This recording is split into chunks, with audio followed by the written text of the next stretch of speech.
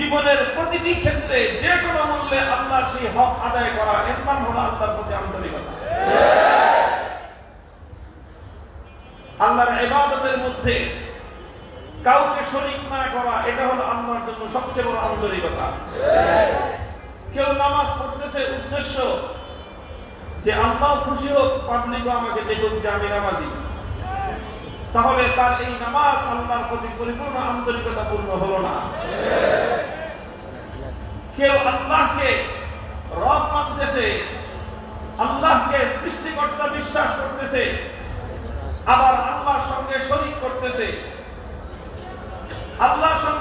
করতেছে, তাহলে পশ্চিমকালেও তার এটা আন্তরিকতা নয়। আল্লাহর সাথে শিরক দুই রকম হয়, একটা হলো শিরকে সগীর বা শিরকে খাফি, আরেকটা হলো শিরকে কবির এবং শিরকে জাহির। ছোট শিরক, গোপন শিরক। ছোট শিরক কাকে বলে? ছোট শিরক হলো যে মানুষ যখন তার ইবাদতের মধ্যে রিয়াকারি করে, লোক দেখানোর উদ্দেশ্যে ইবাদত করে, লোক দেখানোর উদ্দেশ্যে যখন কোন ইবাদত করবে, তো এটাকে হাদিসের ভাষায় বলা হয়েছে এটা হলো শিরকে সগীর। এটা হলো ছোট শিরক। মানুষকে দেখানোর জন্য কোন ইবাদত বন্দেগী করা যাবে না। তাহলে যে ইবাদত একমাত্র আল্লাহর জন্য করতে হয়, সেই ইবাদত যদি আমি আপনি অন্য মানুষকে দেখানোর জন্য করি, তাহলে মানুষকে আমি আল্লাহর সঙ্গে শরীক করলাম। আরেকটা হলো বড় শিরক। বড় শিরক মানে কি? বড় শিরক মানে হলো কোন গায়রুল্লাহকে এই কথা বিশ্বাস করা যে ওই গায়রুল্লাহর কাছে এমন কোন ক্ষমতা আছে যেই ক্ষমতাগুলো আল্লাহ পাক রব্বুল আলামিনের সঙ্গে খাস। যেমন কেউ যদি মনে করে কোন মাজারের কাছে চাইলে সেই মাজারওয়ালা আমার কোন হাজাত পুরা করতে পারবে, আমার কোন অভিযোগ পূরণ করতে পারবে, তাহলে এটা একটা বড় শিরকের অন্তর্ভুক্ত হয়। কেউ যদি মনে করে কোন মূর্তির কাছে চাইলে কোন মূর্তি আমার কোন হাজাত পুরা করতে পারবে, আমার কোন কাজে আসবে কোন মূর্তি, তাহলে এটা হলো বড় শিরক। শিরক এটা হলো আল্লাহর সঙ্গে আন্তরিকতার পথে সবচেয়ে বড় অন্তরায়। আল্লাহর প্রতি আন্তরিকতা রাখতে হবে। আল্লাহর প্রতি আন্তরিকতার মধ্যে এটাও আল্লাহ পাক রব্বুল আলামিনের ইজ্জত এবং সম্মান বুলন্দ রাখতে হবে।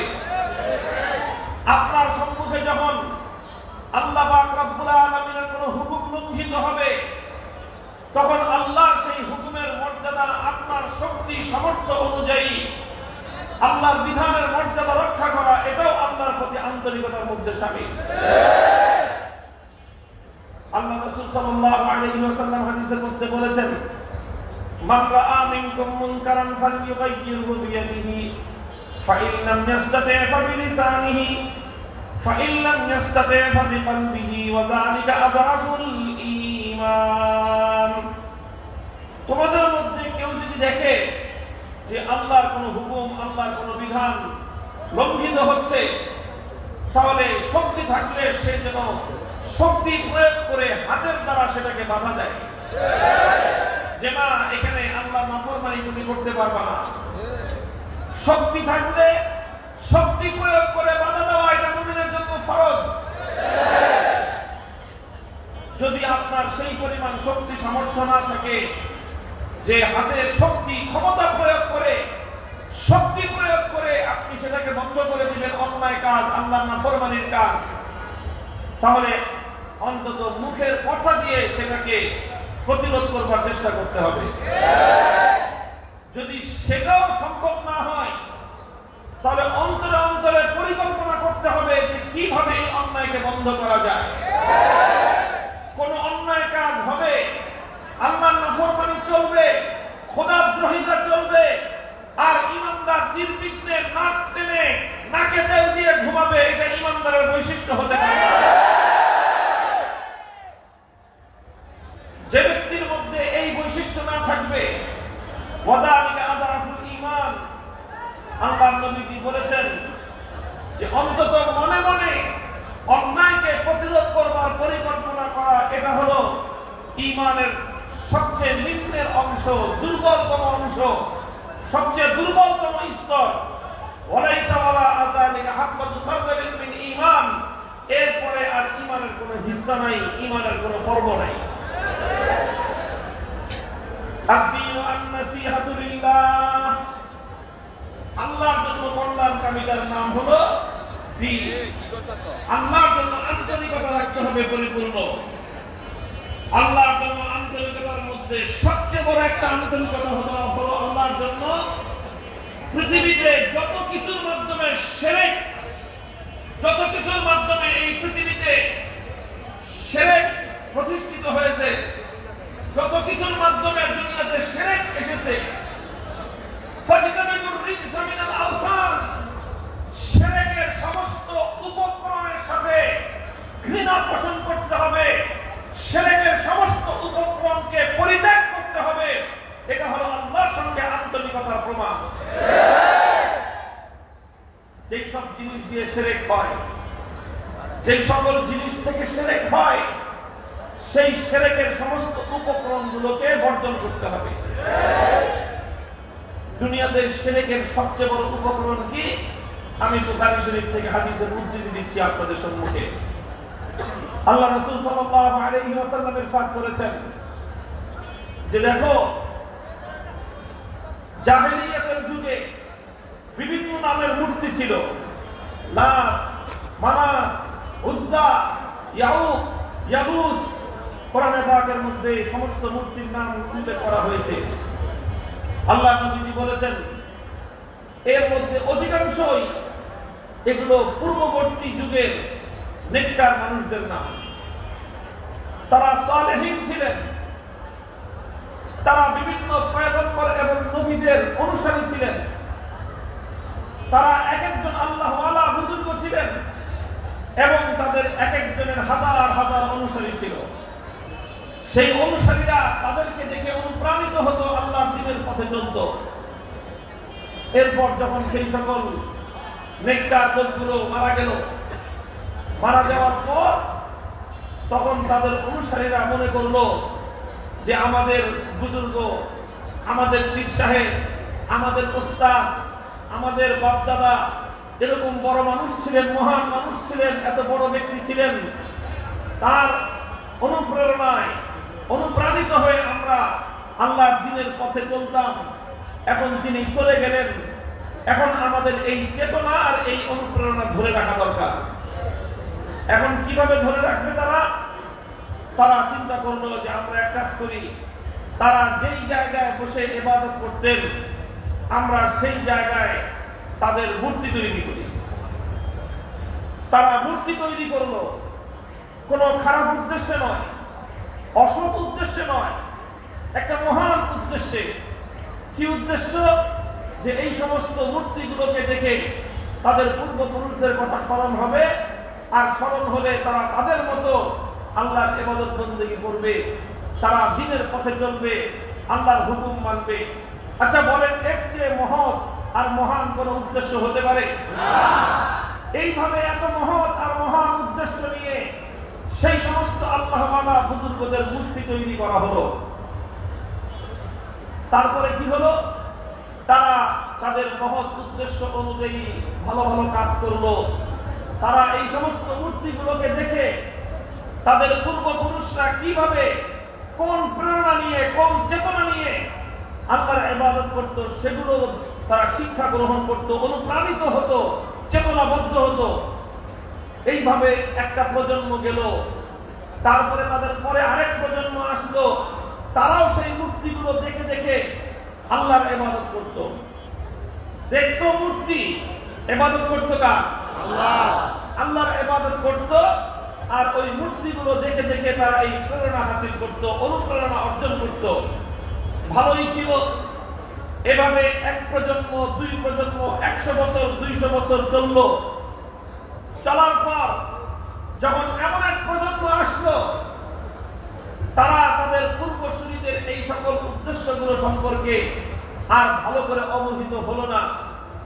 তখন তাদের কাছে শয়তান আসলো।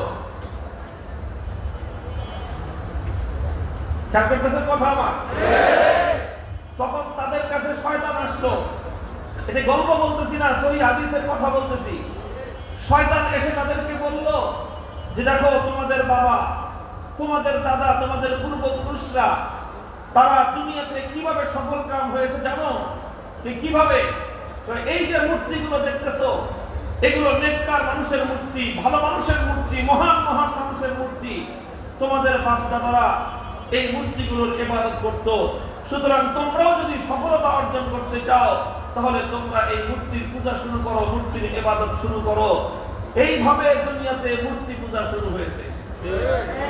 এটা আমার কথা নয়, এটা দুনিয়ার কোন আলেমের কথা নয়, এটা আল্লাহ রাসূল সাল্লাল্লাহু আলাইহি ওয়াসাল্লামের হাদিস।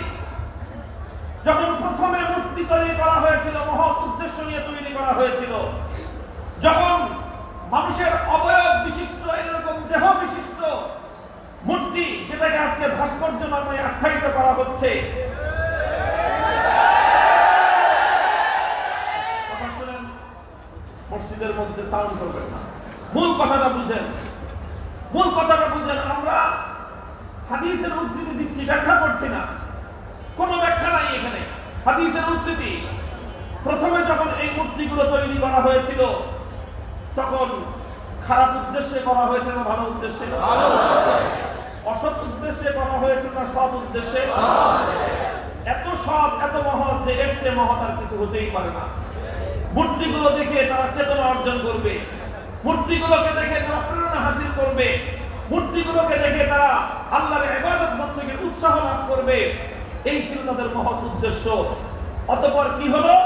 এক প্রজন্ম, দুই প্রজন্ম যখন অতিক্রান্ত হলো, তখন শয়তান এসে পরবর্তী প্রজন্মকে বুঝালো, এই মূর্তিগুলো তোমাদের পূর্বপুরুষরা তৈরি করেছিল এদের ইবাদতের জন্য।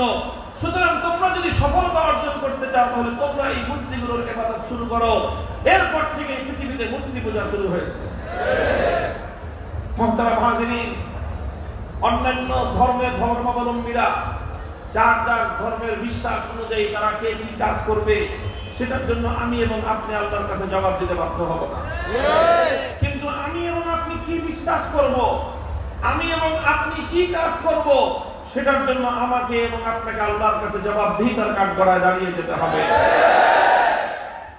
আল্লাহ রাসূল বলছেন, এজন্যই, এই কারণে পৃথিবীতে মূর্তি তৈরি করা এটা হলো শিরকের সবচেয়ে বড় উপকরণ।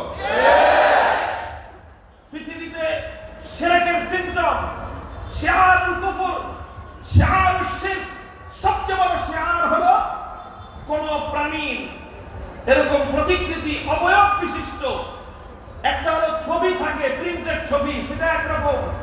আরেকটা হলো এমন মূর্তি কাঠের দ্বারা বানানো, পাথরের দ্বারা বানানো, ঢালাই করে বানানো, যেটার দেহ আছে, অবয়ব আছে।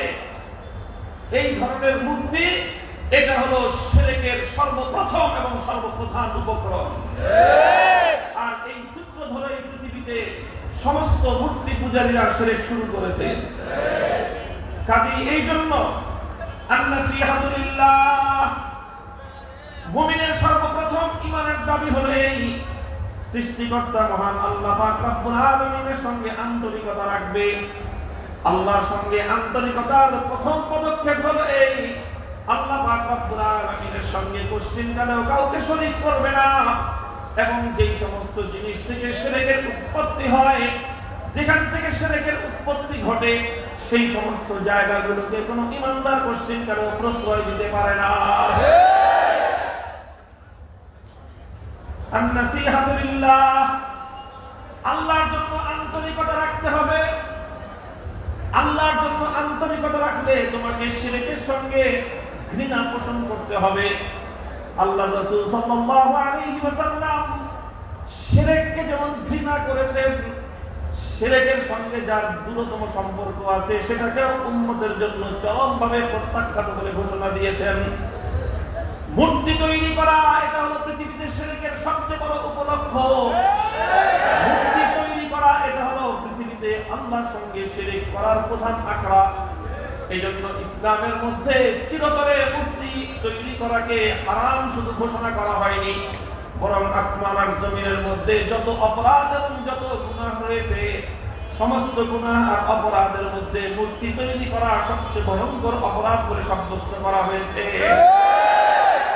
ইন্না শাদ্দান নাসি আযাবান ইয়াওমাল কিয়ামাতি আল মুসাফফিরুন ইউকালু লাহুম আহয়ু মা খালাকতুম।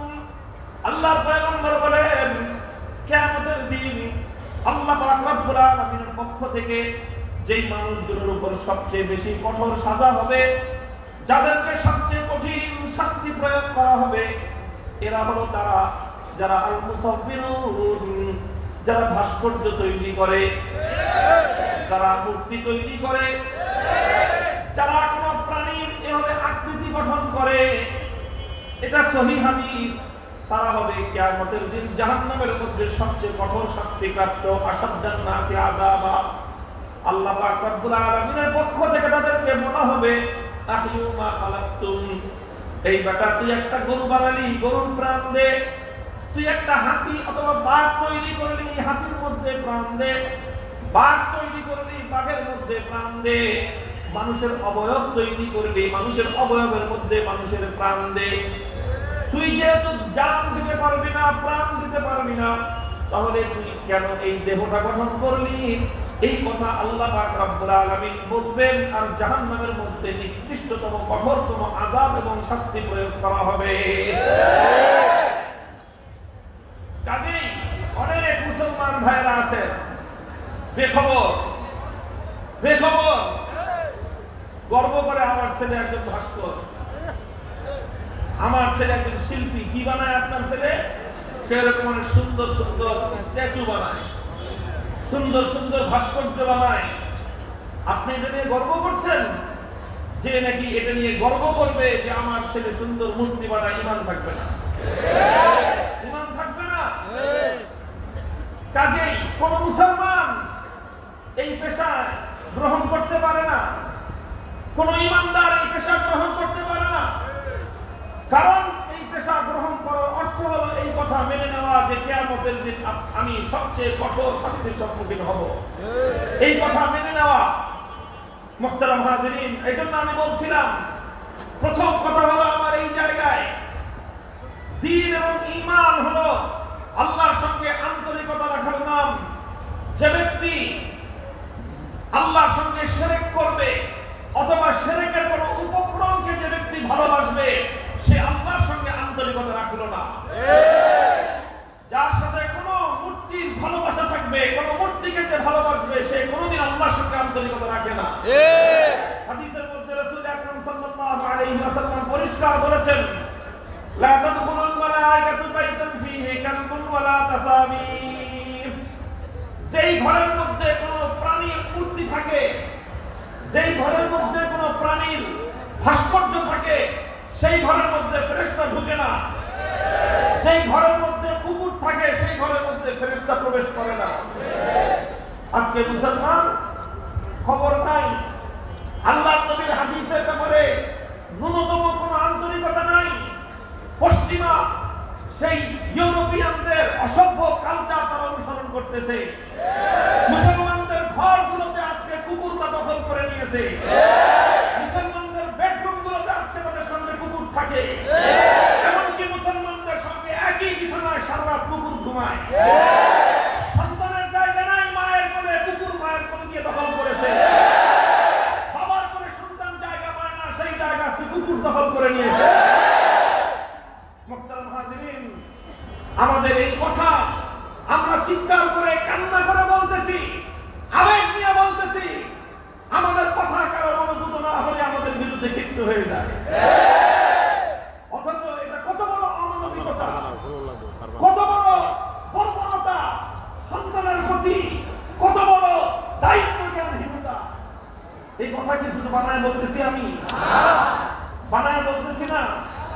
আপনাদের সামনে ঘটনার বাস্তবতা তুলে ধরবার জন্য আমাদের দেশের ঘটনার একটা উদ্ধৃতি দিচ্ছি। 2000 বিডিআরে ওই মারাত্মক ভয়াবহ বিপর্যয় তৈরি হলো কত সালে? 2008 না 9 সালে? 2009। সেই ঘটনার ভয়াবহতা, সেই ঘটনার যে কি ভয়ঙ্কর চিত্র, সেগুলোর কথা মনে করলো যে এখন মানুষের শরীরে লোম দাঁড়িয়ে যায়। সেই ঘটনার মধ্যে দেশপ্রেমী অর্ধশত সেনা কর্মকর্তাদেরকে কিভাবে নির্মমভাবে হত্যা করা হয়েছে, সেগুলো বাংলাদেশের ইতিহাসের সবচেয়ে বড় ট্রাজিক ইতিহাস। সেই সময়ে মনে আছে আপনাদের 2 দিন 3 দিন পর্যন্ত এই ভয়ঙ্কর আপনার নাটকীয়তা চলেছে।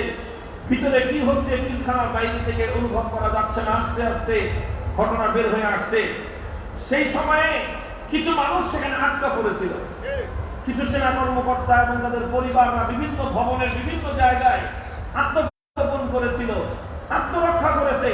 কেউ কেউ আত্মগোপন করে রক্ষা পায়নি, তাদেরকে সেখানে খুন করা হয়েছে।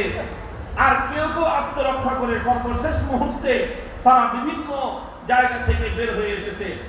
যখন 2 দিন পরে সমস্ত পূর্ণ ঘটনার যখন অবসান ঘটলো, বিদ্রোহীরা যখন আত্মসমর্পণ করলো, আর গোটা পিলখানার বিভিন্ন জায়গায় যারা আত্মগোপন করেছিলেন তারা যখন ওখান থেকে বের হয়ে আসলেন, মিডিয়ার হাজার সমস্ত মিডিয়া কর্মীরা সেখানে উপস্থিত, সেটা সরাসরি সম্প্রচার হচ্ছিল। যারা সেনা কর্মকর্তাদের আপন জন্য সেখান থেকে বের হয়ে আসতেছিলেন, তো সেখানে দেখা গেল এটা মিডিয়াতে সরাসরি লাইভ প্রচার হয়েছে যে একজন কোন সেনা কর্মকর্তার স্ত্রী বের হয়ে আসতেছেন, তার সঙ্গে তার একটা সন্তান, ছোট্ট সন্তান, আর তার একটা কুকুর আর একটা সন্তান নিয়ে তিনি বের হয়ে আসতেছেন। অর্থাৎ 2 দিন পর্যন্ত অবরুদ্ধ অবস্থায়, জীবন মৃত্যু সন্ধিক্ষণে, মৃত্যুর মুখোমুখি দাঁড়িয়ে শত শত মানুষের মরা লাশ পড়তে থাকতে দেখতেছে, মুহুর্মুহ গুলির আওয়াজ পাচ্ছে, যে কোনো মুহূর্তে নিজেকে মারা লাগতে পারে, এইরকম ভীতি এবং আতঙ্কের মধ্যে দিয়ে একজন মহিলা ওই সময়ও কুকুর ছাড়তে পারে না। কুকুরটা নিয়ে তিনি যখন বের হয়ে আসতেছে, আরো নির্মম চিত্র হলো, ছোট বাচ্চাটা হাতে ধরে বাচ্চাটাকে হাঁটাই আনতেছে, কুকুরটাকে কোলে করে আনতেছে। এই দৃশ্য বানায় বললাম না, যদি 9 বছর আগের, 10 বছর আগের, 11 বছর আগের সেই ঘটনাগুলো বিভিন্ন ইলেকট্রনিক মিডিয়াতে এখনো পর্যন্ত সংরক্ষিত আছে, আপনারা দেখতে পারেন। তিনি এসে বলতেছেন, যখন সাংবাদিকরা জিজ্ঞাসা করতেছে কি অবস্থায় ছিলেন, ভীতিকর উৎকণ্ঠিত অবস্থায় বলতেছে, এই 2 দিন আমরা 3 জন এইভাবে জীবন মরণের সন্দিগ্ধ ছিলাম। 3 জন মানে বুঝতে পারছেন, মানে উনি ওনার সন্তান, আমার কুকুর। এই হলো মুসলমানের অবস্থা আজকে। সন্তানের স্নেহ মমতার কোল দখল করেছে কুকুর। কুকুরকে ঘৃণা করতে বলি না, কুকুর থাকবে কুকুরের জায়গায়, কুকুরের প্রতি তার প্রতি দায়িত্ব পালন করতে বলা হয়েছে, তার প্রতি সহনশীল থাকতে বলা হয়েছে। আল্লাহ রাসূল সাল্লাল্লাহু আলাইহি ওয়াসাল্লাম একটা কুকুরকেও কষ্ট দেওয়ার অনুমতি দেননি, বরং বুখারী শরীফের হাদিসের মধ্যে স্পষ্ট নবীজি ঘটনা বর্ণনা করেছেন যে আল্লাহ পাক রব্বুল আলামিন একজন জিনাকার নারী, একজন পাপিষ্ঠ নারীকে আল্লাহ পাক ক্ষমা করে দিয়েছেন। অনেক বড় বড় নেক আমলের উসিলায় নয়, নামাজ রোজা হজ যাকাতের উসিলায় নয়, বরং একজন জিনাকারিনী বেশ্যা নারীকে আল্লাহ পাক ক্ষমা করে দিয়েছেন। কেন? সে একদিন একটা কূপের পাড়ে, কুয়ার পাড়ে দেখেছে যে একটা পিপাসার্ত কুকুর তৃষ্ণার্ত অবস্থায় ছটফট করতেছিল, পানির পিপাসায় কষ্ট পাচ্ছিল। সেই মেয়েটা নিজের চামড়ার মোজা খুলে, নিজের মাথার ওড়না দিয়ে সেই চামড়ার মোজা বেঁধে কূপ থেকে পানি তুলে সেই কুকুরটার পিপাসা নিবারণ করেছিল। আল্লাহ পাক রব্বুল আলামিন সেই মহিলা আল্লাহর কাছে হাজির হওয়ার পর আল্লাহ বলেছেন, আমার একটা মাখলুকের পিপাসা তুই নিবারণ করলি, যা এই উসিলায় আমি তোকে মাফ করে জান্নাত দিয়ে দেব। এই হাদিস আল্লাহর নবী ইরশাদ করেছেন।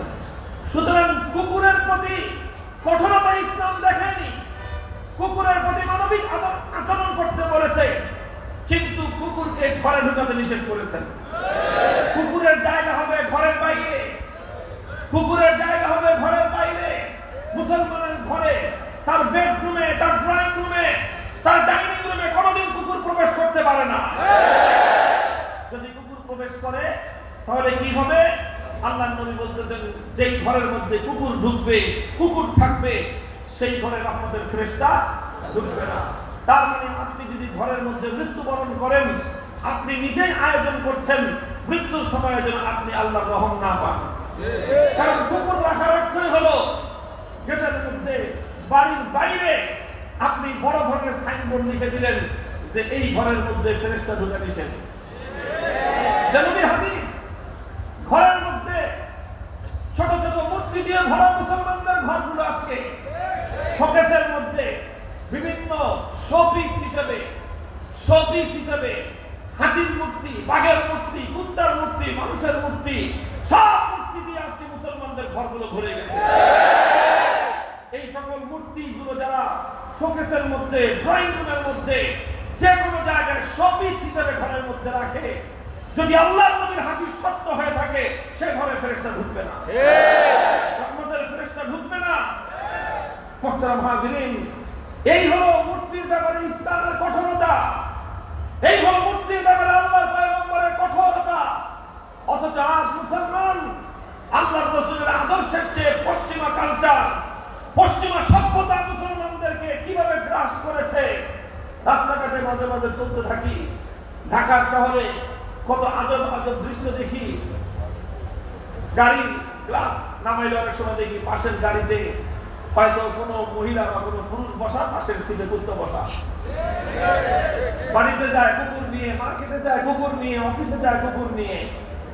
কথাগুলো আপনাদের কাছে তিক্ত লাগতে পারে, কিন্তু আজকে মুসলমানদেরকে এইভাবে পশ্চিমা এক একটা কালচার মুসলমানদের ঈমান এবং আমলকে ধ্বংস করে দিচ্ছে। বলছিলাম আদ-দীন আন-নাসিহাতু লিল্লাহ, ইসলাম হলো আন্তরিকতার নাম। সর্বপ্রথম আন্তরিকতা রাখতে হবে কার সাথে? আল্লাহর সঙ্গে। আন্তরিকতার সর্বপ্রথম মর্ম হলো কোনোভাবে আল্লাহর সঙ্গে শিরক করা যাবে না।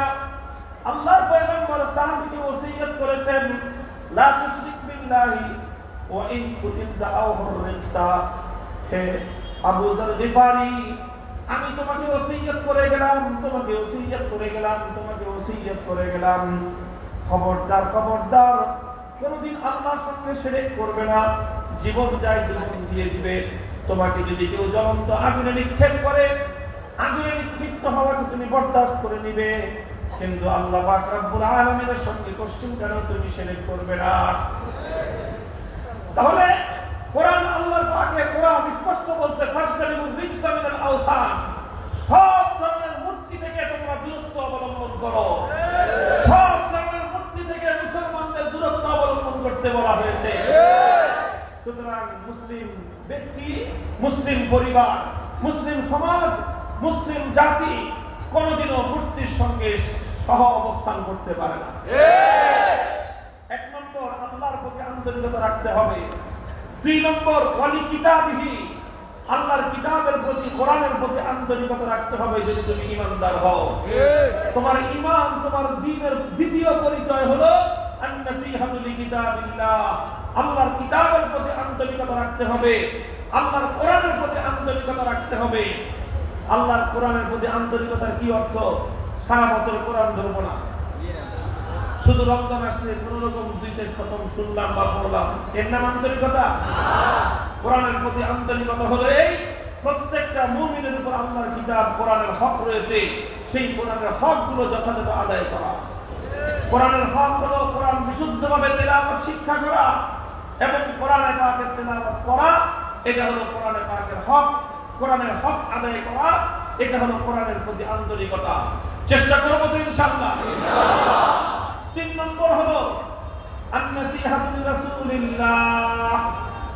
আন-নাসিহাতু লিরাসূলিল্লাহ, তুমি যদি ঈমানদার হও, তোমার মধ্যে যদি ঈমান থেকে থাকে, দ্বীন থেকে থাকে, তাহলে তোমাকে আল্লাহর রাসূলের প্রতি পরিপূর্ণ আন্তরিকতা পোষণ করতে হবে। রাসূলের প্রতি আন্তরিকতার কি অর্থ? আল্লাহর রাসূলের প্রতি আন্তরিকতার 2 অর্থ। 1 নম্বর অর্থ হলো আল্লাহর রাসূলকে ভালোবাসতে হবে, মহব্বত করতে হবে।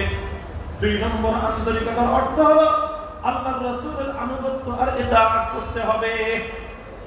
রাসূলকে ভালোবাসতে হবে, রাসূলকে মহব্বত করতে হবে। কি পরিমাণ মহব্বত করতে হবে? আল্লাহর পয়গম্বর বলেছেন, ওয়াল্লাহি লা ইউমিনু আহাদুকুম হাত্তা আকুনা আহাব্বা ইলাইহি মিন ওয়ালিদিহি ওয়া ওয়ালাদিহি ওয়ান নাসি আজমাইন। সবচেয়ে বেশি আল্লাহর নবীকে ভালোবাসতে হবে, সন্তানের চেয়ে, পিতামাতার চেয়ে, নেতা নেত্রীর চেয়ে, বন্ধু বান্ধবের চেয়ে, তাম পৃথিবীর সমস্ত মানুষের ভালোবাসা এক পাল্লায়। আল্লাহ রাসূলের মহব্বত আর ভালোবাসা আরেক পাল্লায়। যদি আল্লাহ রাসূলের মহব্বত আর ভালোবাসার পাল্লা ভারী না হয়, মুখে ঈমানদার দাবি করতে পারো, প্রকৃত অর্থে তুমি কোশ্চিনকারও ঈমানদার হতে পারো না। শুধু অন্যদের চেয়ে নয়, নিজের জীবনের চেয়ে আল্লাহর নবীকে বেশি ভালোবাসতে হবে। হযরত ওমরকে আল্লাহর নবী বলেছিলেন, হযরত ওমর যখন বললেন, ইয়া রাসূলুল্লাহ, আমি আপনাকে সবার চেয়ে বেশি ভালোবাসি, ইল্লা মিন নাফসি, কিন্তু আমার জীবনের চেয়ে আপনাকে বেশি ভালোবাসি এই কথা বলতে পারি না। নবীজি বলেছিলেন যে এতে হবে না, ঈমান হবে না, তোমার এই ঈমান আল্লাহর কাছে গ্রহণযোগ্য হবে না। হযরত ওমর আবার চিন্তা করলেন, গভীর মনোযোগ দিয়ে ভাবলেন, নিজের জীবন এবং আল্লাহর নবীর প্রতি মহব্বত দুটোকে কম্পেয়ার করে বললেন যে আলাম ইয়া রাসূলুল্লাহ উহিব্বুকা মিন নাফসি, ও আল্লাহর হাবিব, এবার আমি দাক্ষহীন ভাবে বলছি, আমি আমার জীবনের চেয়ে আপনাকে বেশি ভালোবাসি। নবীজি বলেন, আলাম ইয়া ওমর, ওমর এখন তোমার ঈমান কমপ্লিট হলো, এখন তোমার ঈমান গ্রহণযোগ্য ঈমান হলো। জীবনের চেয়ে আল্লাহর নবীকে বেশি ভালোবাসতে হবে, মায়ের চেয়ে আল্লাহর নবীকে বেশি ভালোবাসতে হবে, বাবার চেয়ে আল্লাহর নবীকে বেশি ভালোবাসতে হবে, নেতার চেয়ে নেত্রীর চেয়ে আল্লাহর নবীকে বেশি ভালোবাসতে হবে। আপনার বাবাকে যদি কেউ কটূক্তি করে, গালি দেয়, ভালো লাগে? মাকে তুলে যখন কেউ গালি দেয়, আপনার মায়ের যখন কেউ ইজ্জত লুণ্ঠন করতে চায়, আপনার কাছে ভালো লাগে? সহ্য হয়? বরদাস্ত হয়? নেতার নামে কিছু বলে দেওয়া আগুন ধরে দেয় আপনাদের গায়ে। আল্লাহর নবী পরিষ্কার বলতেছেন, যদি ঈমানদার হয়ে থাকো, বাবার চেয়ে, মায়ের চেয়ে, সন্তানের চেয়ে, ওয়ান্নাসি আজমাইন, বন্ধু বান্ধব, নেতা নেত্রীর চেয়ে সবার চেয়ে আল্লাহর নবীকে বেশি ভালোবাসতে হবে। তাহলে নবীকে যখন কেউ গালি দেয়, তোমার গায়ে দীপ্ত হয়ে আগুন ধরতে হবে। নবীকে যখন কটাক্ষ করা হয়, তোমার হৃদয় রক্তক্ষরণ হতে হবে। নবীর ইজ্জত হেফাজত করবার জন্য যার যা সামর্থ্য আছে ততটুকু সামর্থ্য ব্যয় করতে হবে।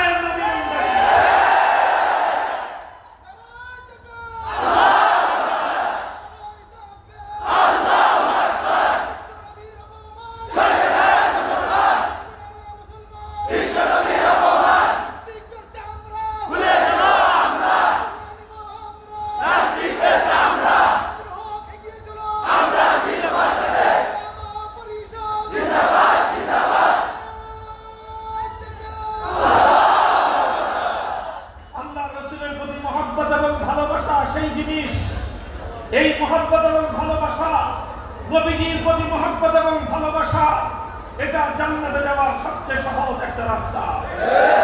নবীজির প্রতি পূর্ণাঙ্গ ইশক এবং মহব্বত লালন করা জান্নাতে যাওয়ার সহজ পথ। আল্লাহ পাকের সন্তুষ্টি অর্জন করার সবচেয়ে সহজ রাস্তা। আল্লাহ পাক রব্বুল আলামিন আল্লাহর জিকির করলে তত বেশি খুশি হন না, ভালোবেসে নবীর প্রতি দুরূদ পড়লে যতটা খুশি হন। আল্লাহ পাক আল্লাহর জিকির করলে যতটা খুশি হন না, ভালোবেসে নবীর প্রতি দুরূদ পাঠ করলে যতটা খুশি হন। একটা হাদিস আপনাদেরকে শুনিয়ে দেই। আজকে সময়টা এমন চলছে, বেঈমানের দল আঘাতে আঘাতে আমার নবীর হৃদয়টাকে ক্ষত বিক্ষত করে দিয়েছে। অনেকে চিন্তা করে যে মুসলমানরা চিৎকার করে লাভটা কি? লাভ আছে, লাভ আছে, আর কিছু হোক আর না হোক, আমার ঈমান মুকাম্মাল এবং আমার ঈমান পরিপূর্ণ হয়। হযরত উবাই ইবনে কাব রাদিয়াল্লাহু তাআলা আনহু জামে তিরমিজির মধ্যে বর্ণিত হাদিস, তিনি বললেন, ইয়া রাসূলুল্লাহ, ইন্নী উকসিরু সালাত আলাইহি ফাকাম মিন সালাতি আজআলু লাক। ও আল্লাহর নবী, আমি আপনার উপর অনেক দুরূদ পড়ি, তবে কি পরিমাণ পড়লে আমার দায়িত্ব আদায় হবে? নবীজি বললেন, যত বেশি দুরূদ পড়তে পারো ভালো, তুমি যতটুকু ইচ্ছা করবা। তিনি বললেন, হুজুর, আমি সারাদিন যত জিকির, আজকার, দোয়া, খায়াত নিজের জন্য করি, অন্যের জন্য করি, সব মিলিয়ে আমি 4 ভাগ করব। 4 ভাগের 1 ভাগ আপনার উপর দুরূদ পড়ব, আর বাকি 3 ভাগ বাকি সব কিছু করব। এতে হবে? নবীজি বলেন, মা শিতা ফাইন জিত্তা ফাহুয়া খায়রুল লাক। করলে করতে পারো, তবে দুরূদের মাত্রা আরো বৃদ্ধি করলে তুমি আরো বেশি লাভবান হবে। তিনি বলেন, তাহলে অর্ধেক করি, নবীজি বলেন মা শিদ্দা ফাইন জিদ্দা ফাহুয়া খায়রুল লাক, যদি অর্ধেকের চেয়ে আরো বেশি দুরূদ শরীফ পড়ো তোমার আরো বেশি লাভ হবে। তিনি বলেন ফাসলু চাই, তাহলে 3 ভাগের 2 ভাগ শুধু আপনার উপর দুরূদ পড়ি, আর 1 ভাগ বাকি সব জিকির আজকার তাসবিহ তাহমিদ নিজের দোয়া খায়ের যা আছে সব মিলে 3 ভাগের 1 ভাগ আর 2 ভাগই আপনার উপর দুরূদ পড়ি। নবীজি বললেন ফাইন জিদ্দা ফাহুয়া খায়রুল লাক, করতে পারো আরো বেশি দুরূদ পড়লে ঠকবা না, আরো যেতে যাবে। এবার হযরত উবাই ইবনে কাব বললেন আজআল লাকা সালাতি কুল্লাহা, তাহলে নবী আর কিছু দরকার নাই, আমি বাস আমার আর কোনো কিছু বলার দরকার নাই, সারাদিন যখনই যতটুকু সময় সুযোগ পাবো শুধু আপনার উপর দরুদ পড়বো। নবীজি বললেন ইদাই ইয়াকফি হাম্মাকা ওয়া ইয়াগফিরু লাকা যামবাক, ইদাই ইয়াকফি হাম্মাকা ওয়া ইয়াগফিরু লাকা যামবাকা। উবাই ইবনে কাব রে, তুমি যদি তোমার সম্পূর্ণ সময়টুকু আমি আল্লাহর হাবিবের উপর দরুদের মধ্যে অতিক্রম করতে পারো তুমি ঠকবে না, কারণ তুমি অন্য যত জিকির করো ওয়াজিফা আদায় করো আল্লাহর কাছে যত দোয়া খায়ের করো এই সব তুমি কেন করো? তোমার দুটি উদ্দেশ্য থাকে। 1 নম্বর উদ্দেশ্য হলো দুনিয়াতে আল্লাহর কাছ থেকে কল্যাণ হাসিল করা, দুনিয়ার বিপদ আপদ থেকে বাঁচা, দুনিয়ার পেরেশানি থেকে মুক্তি পাওয়া এবং দুনিয়ার সমস্ত হাজাত পুরা হওয়া। এটা হলো আল্লাহর কাছে দুরূদ, আল্লাহর কাছে দোয়া দুরূদ পড়ার একটা উদ্দেশ্য। আর 2 নম্বর উদ্দেশ্য হলো যেন আখিরাতে আল্লাহর কাছ থেকে ক্ষমা পাওয়া যায়। এই দুটো উদ্দেশ্য হলো জিকির আজকার সমস্ত ইবাদত বন্দেগী আমরা যা কিছু করি সব কিছুর মূল উদ্দেশ্য হলো দুটি, একটি হলো দুনিয়ার কল্যাণ হাসিল করা আর একটি হলো আখিরাতের মাগফিরাত হাসিল করা। আল্লাহর নবী বললেন ও উবাই ইবনে কাব, তুমি যদি তোমার পূর্ণ সময়টুকু আমি আল্লাহর হাবিবের উপর দুরূদ পড়ে কাটিয়ে দিতে পারো তাহলে এই দুরূদের বরকতে আমার আল্লাহ পাক রব্বুল আলামিন তোমার জিন্দেগীর সমস্ত সমস্যার সমাধান করে দিবেন আর আখিরাতে তোমার সমস্ত গুনাহগুলো আল্লাহ তোমার আমলনামা থেকে মাফ করে দিবেন। সুবহানাল্লাহ। কাজেই দুরূদের মাধ্যমে আল্লাহ পাক অতটা রাজি আর খুশি হন, আল্লাহর জিকির করলেও আল্লাহ এতটা রাজি আর খুশি হন না। যে ব্যক্তি আল্লাহর নবীর উপর দুরূদের মধ্যে মশগুল থাকে আল্লাহ তার হাজাত ওই অত বেশি পুরা করেন যে নিজের হাজাত পুরা করার জন্য আল্লাহর কাছে দোয়া করে, তার হাজাত পুরা করার চেয়েও যে ব্যক্তি আল্লাহর নবীর উপর দুরূদ পড়ে আল্লাহ পাক রব্বুল আলামিন তার হাজাত বেশি পুরা করেন। সুবহানাল্লাহ। আমি হযরত সাইয়্যিদুল হাদিস আল্লামা আজিজুল হক রাদিয়াল্লাহু মাকাদাহু আমার বাজার মরহুম রাহমাতুল্লাহ আলাইহি সারা জিন্দেগি দেখেছি, যখনই কোনো পেরেশানি সামনে চলে আসছে দুরূদ শরীফ পড়া শুরু করেছেন, যতক্ষণ পর্যন্ত বিষয়টার পরিসমাপ্তি না হতো দুরূদ শরীফের আমল বদ্ধ করতেন না। সুবহানাল্লাহ। এইজন্য আজকের এই সময়টায় উম্মত নবীর উপরে বেশি বেশি দুরূদ পড়া দরকার, নিজের স্বার্থে, জাতির স্বার্থে, বিশ্ববাসীর স্বার্থে। আবার বলছি বেশি বেশি নবীর উপর দুরূদ পড়া দরকার, নিজের ব্যক্তির স্বার্থে, নিজের জাতির স্বার্থে এবং সারা পৃথিবীর সমস্ত মানব জাতির স্বার্থে। বলবেন হুজুর স্বার্থটা কোথায় কিভাবে হলো? স্বার্থটা বুঝেন, প্রথমে একটা আকীদার কথা শুনে নেন, হায়াতুন নবীর আকীদা। আল্লাহ রাসূল সাল্লাল্লাহু আলাইহি ওয়াসাল্লাম সোনার মদিনার মারকাতে মুবারাকের মধ্যে রওজা আযহারের মধ্যে আর বাকি সাধারণ 10-15টা মুর্দারের মতো মরা পড়ে নাই, বরং আমার নবী সোনার মদিনার রওজার মধ্যখানে আল্লাহর নবী জিন্দা শুয়ে আছেন। নবীজি জিন্দা নবী, আল্লাহ পাক ওনাকে একটা বিশেষ ধরনের হায়াত দিয়েছেন, নবীজিকে একটা বিশেষ ধরনের হায়াত দিয়েছেন। নবীজি কবরের মধ্যে সাধারণ মুর্দারের মতো নয়, বরং একরকম বিশেষ হায়াত আল্লাহ পাকের পক্ষ থেকে লাভ করে সেই সালামের জবাব দেন। সুবহানাল্লাহ। সারা পৃথিবীতে আল্লাহর নবীর উম্মতেরা যখন নবীজির উপর দুরূদ পাঠ করে, ইন্না লিল্লাহি মালাইকাতান সাইয়্যাহিন, একদল ফেরেশতা আছে যারা সারা দুনিয়া থেকে নবীর উম্মতের সেই দুরূদগুলো নবীর কাছে পৌঁছায় দেয়। সেই দুরূদগুলো নবীজির কাছে পৌঁছানোর পর নবীজির হৃদয়টা খুশি হয়ে যায়। সুবহানাল্লাহ। আল্লাহ নবীর উপর উম্মতের বেশি বেশি দুরূদের মাধ্যমে আল্লাহ পাক রব্বুল আলামিন তার নবীকে একটা মাকাম দান করবেন। সেই মাকামটা হলো সর্বোচ্চ মাকাম, সর্বোচ্চ সম্মানিত স্থান, যেটা কুল কায়নাতের মধ্যে সমস্ত নবী রাসূলদের মধ্যে একজন ব্যক্তি লাভ করবেন সেই আসনটা। সেখানে দোসরা কোনো আসন নাই। আল্লাহ রাব্বুল আলামিনের পরেই সর্বোচ্চ সম্মানিত মর্যাদাপূর্ণ যে আসন, সেই আসনটাকে বলা হয় মাকামে মাহমুদ। সেই মাকামে মাহমুদ একজন নবী পাবেন, আমরা আশা করি যে সেই নবী হবেন আমাদের নবী। সেই নবী কিভাবে পাবেন? উম্মতের দোয়ার বরকতে পাবেন, উম্মতের দুরূদের বরকতে পাবেন। এজন্য নবীর উম্মতেরা যখন নবীর উপর দুরূদ পাঠ করে, উম্মতেরা যখন নবীর উপর ওসিলার দোয়া করে, উম্মতেরা যখন নবীর জন্য দোয়া করে, তখন আল্লাহর নবী উম্মতের উপর খুশি হয়ে যান। কারণ এই নবীর উম্মতের দোয়ার বরকতে আল্লাহ পাক নবীজিকে সর্বোচ্চ সম্মানিত আসনে অধিষ্ঠিত করবেন। মুহতারাম হাজিরিন, আমার নবী রওজার মধ্যে সাধারণ মুর্দার মতো মরা না জিন্দা। কাজে দুনিয়াতে যা কিছু হচ্ছে নবীজির কাছে ফেরেশতারা খবর নিয়ে পৌঁছান। যখন ফ্রান্সের শার্লি এবদো পত্রিকার কুখ্যাত কার্টুনিস্ট ওরা যখন আল্লাহর নবীকে ব্যঙ্গচিত্র অঙ্কন করে নবীজিকে যখন কটাক্ষ করলো, এই সমস্ত দুনিয়ার বদ আমলের কথাগুলো নবীর রওজায় পৌঁছাচ্ছে। যখন আল্লাহর নবী জানতে পারছেন এই পৃথিবীতে নবীকে নিয়ে ব্যঙ্গ করা হচ্ছে, কটাক্ষ করা হচ্ছে, নবীজির শানে গুস্তাখি আর বেয়াদবি করা হচ্ছে, তখন আমার নবীর হৃদয়ে কষ্ট লাগে কি লাগে না? কাজেই আমার মনে হচ্ছে ফ্রান্সের এই বেয়াদবি, ফ্রান্সের এই নবীর সম্মানের উপর আক্রমণ, আমার নবীর ব্যঙ্গাত্মক কার্টুন অঙ্কন, এটা আমার নবীর হৃদয়ের মধ্যে ছুরিকাঘাত করে করে উপর্যুপরি আঘাতে আঘাতে জর্জরিত করে দিয়েছে। হৃদয় থেকে আজকে রক্তক্ষরণ হচ্ছে। হে মুসলমান, একথা মনে রেখো, একথা মনে রেখো, যখন আল্লাহর নবী হৃদয় আহত হয়, আমার নবী যখন ক্ষতবিক্ষত হন, খোদার আরশের মধ্যে কম্পন তৈরি হয়ে যায়। আল্লাহর পক্ষ থেকে গজব দুনিয়াতে নেমে আসবার জন্য পাগল করা হয়ে ওঠে। তায়েফের ময়দানে যখন আমার নবীর রক্ত ঝরেছিল, খোদার আরশের মধ্যে কম্পন তৈরি হয়েছিল। আসমান থেকে ফেরেশতা এসে গিয়েছিল গোটা তায়েফ নগরীকে পৃথিবীর ইতিহাস থেকে নিশ্চিহ্ন করে দেওয়ার জন্য। সেদিন যদি আল্লাহর নবী বারণ না করতেন, যদি সেদিন আল্লাহর নবী অনুমতি দিতেন, আজ পৃথিবীর মানচিত্রে তায়েফ নামক কোন জনবসতি খুঁজে পাওয়া যেত না। কেন?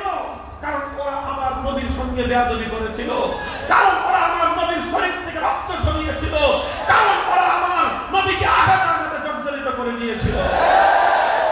নবীকে আঘাত করা দুনিয়াতে আল্লাহর গজবকে টেনে আনে। নবীর সঙ্গে বেয়াদবি করা আল্লাহর পক্ষ থেকে গজব দুনিয়াতে নেমে আসবার কারণ তৈরি হয়।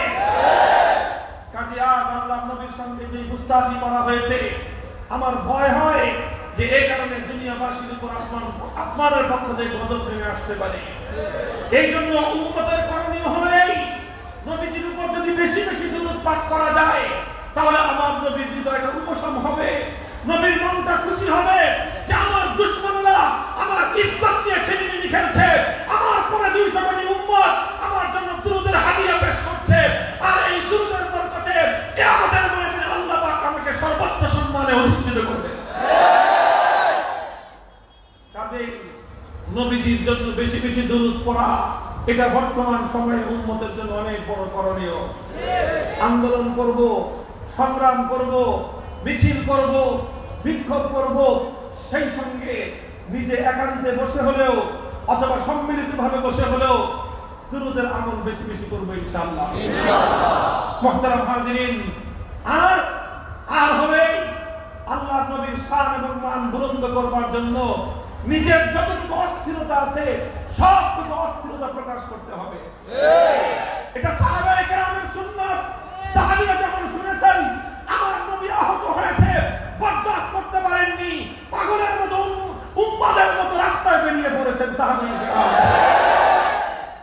মুহতারাম হাজিরিন, নবীর প্রতি যাদের ইশক এবং মহব্বত আছে, যখন তারা শুনবে দুনিয়ার কোন কুখ্যাত কার্টুনিস্ট, দুনিয়ার কোন কুখ্যাত ব্লগার, দুনিয়ার কোন কুখ্যাত সাহাবে রাসূল, দুনিয়ার কোন কুখ্যাত নবীর দুশমন আমার নবীর ইজ্জত নিয়ে ছিনিমিনি খেলেছে, উম্মতের করণীয় কোন কিছুর পরোয়া করবে না, নিজের ঈমানের প্রমাণ পেশ করবার জন্য মুষ্টিবদ্ধ হাত আরশের দিকে উত্তোলন করে আল্লাহর নবীর ইজ্জতের ঝান্ডা বুলন্দ করবার জন্য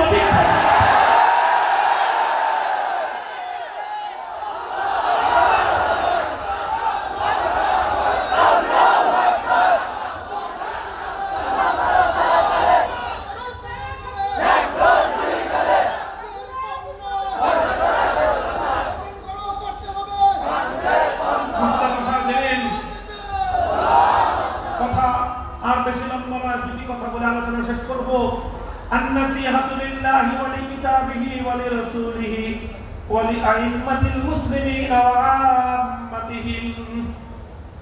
দ্বীন হলো আন্তরিকতার নাম। দ্বীন কিসের নাম? আন্তরিকতার নাম। দ্বীন হলো আন্তরিকতার নাম, ঈমান হলো আন্তরিকতার নাম, ইসলাম হলো আন্তরিকতার নাম। আন্তরিকতা 1 নম্বর আল্লাহর জন্য, 2 নম্বর আল্লাহর কিতাবের জন্য, 3 নম্বর আল্লাহর রাসূলের জন্য, 4 নম্বরে হলো ওয়ালি আইম্মাতিল মুসলিমিন, মুসলমানদের শাসক বর্গের জন্য। কাদের জন্য? শাসকদের জন্য আন্তরিকতা রাখা, এটাও ঈমানের অঙ্গ।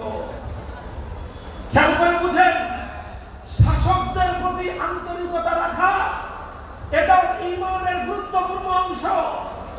আপনি যেখানে বসবাস করবেন, যেই দেশের নাগরিক আপনি, আপনার মুসলিম অধ্যুষিত এলাকায় যারা শাসক থাকবে, যারা ক্ষমতার অধিষ্ঠিত থাকবে, তাদের প্রতি আন্তরিকতা রাখা এটা আল্লাহ পয়গম্বরের সহিহ হাদিস অনুযায়ী ঈমানের অঙ্গ।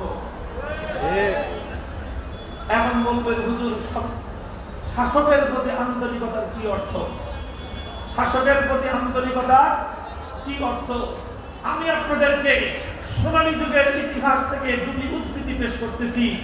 এর দ্বারাই বুঝতে পারবেন শাসকের প্রতি আন্তরিকতা কাকে বলা হয়। শাসকের প্রতি সর্বপ্রথম আন্তরিকতা হলো এই, শাসক যতক্ষণ পর্যন্ত আপনাকে আল্লাহর কোরআন এবং নবীর সুন্নাহর ভিতরে থেকে পরিচালনা করবে, ততক্ষণ পর্যন্ত শাসকের আনুগত্য করতে হবে। আপনার উপর যদি এমন কোন ট্যাক্স রাষ্ট্রের পক্ষ থেকে আরোপ করা হয়, যেই ট্যাক্স জুলুম হয় না, যেই ট্যাক্সের মধ্যে জুলুম নাই, ইনসাফপূর্ণ ট্যাক্স জনগণের জন্য, সেই ট্যাক্স ফাঁকি দেওয়া হারাম। সরকারের যে সমস্ত খরচ আমাদের থেকে সার্ভিস দেওয়ার বিনিময়ে ইনসাফের সাথে যে সকল সার্ভিস চার্জ নেওয়া হয়, সেই সকল সার্ভিস চার্জ এটাকে ধোঁকাবাজি করা, সেই সকল সার্ভিস চার্জ না দেওয়া, এটা হারাম, খেয়ানত এটা। যেমন যেমন বাংলাদেশ রেলওয়ে সরকারি প্রতিষ্ঠান। রেলওয়ে কি প্রতিষ্ঠান? সরকারি প্রতিষ্ঠান। সরকারি প্রতিষ্ঠান। আপনি রেলে ভ্রমণ করবেন, ভ্রমণের বিনিময়ে আপনার কাছ থেকে একটা ভাড়া নেবে কি নেয় না? রেলের যে ভাড়া, এটা কি ইনসাফপূর্ণ না জুলুমপূর্ণ? আপনি যদি বাসে যান বা অন্য কোনো পরিবহনে যান, যেই পরিমাণ ভাড়া লাগে, সরকারি ট্রেনে তার চেয়ে ভাড়া কম লাগে না বেশি লাগে? কম লাগে। তাহলে এই ভাড়াটা এটা জুলুমের ট্যাক্স নয়, বরং এটা ইনসাফের সার্ভিস চার্জ। সুতরাং এই সার্ভিস চার্জ এটাকে কখনোই মেরে দেওয়া যাবে না। এটা মেরে দিলে আপনি গোটা জাতির হক নষ্ট করলেন, কিয়ামতের দিন হিসাব দিতে হবে। এই জন্য অতীত জীবনে যদি কেউ এরকম করে থাকেন, সেটার কাফারা দিতে হবে। কি দিতে হবে?